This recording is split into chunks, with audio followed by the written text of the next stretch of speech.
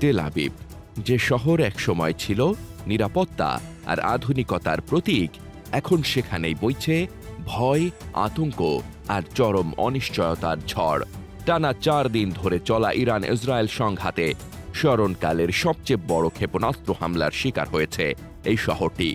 ইরানের পাল্টা আক্রমণে তেল আবিব এখন যেন গাজা উপত্যকার ছায়া। রাস্তাঘাট, ক্যাফে, স্কুল, অফিস সবই থমকে গেছে।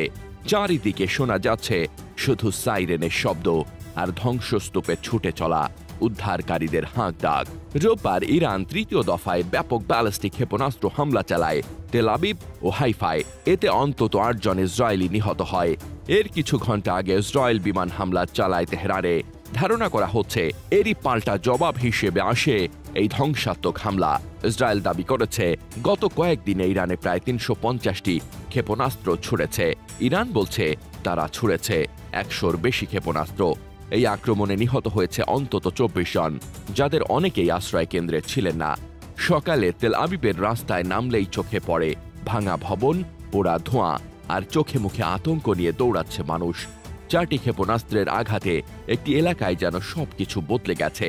সেখানে বেঁচে ফেরা এক নারী জানান তার পরিবার বেসমেন্টে লুকিয়ে থাকলেও বিস্ফোরণের কম্পন আর ধোঁয়ার বিষক্রিয়া থেকে কেউ রেহাই পায়নি। ধোঁয়া থেকে বাঁচতে টি-শার্ট দিয়ে মুখ ঢেকেও রক্ষা হয়নি। বিশ্লেষকরা বলছেন এটি শুধু সাময়িক আতঙ্ক নয়, বরং এক দীর্ঘস্থায়ী মানসিক আঘাত। ইসরায়েলের হটলাইনগুলোতে মানসিক সহায়তা চেয়ে ফোনের সংখ্যা বেড়েছে 350%।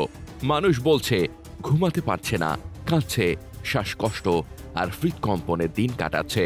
একজন মনোরোগ বিশেষজ্ঞ বলেন হাত কাঁপছে, চোখে পানি, মনে হচ্ছে বোমা শেল্টারের বাইরে গেলেই পৃথিবীটা শেষ হয়ে যাবে।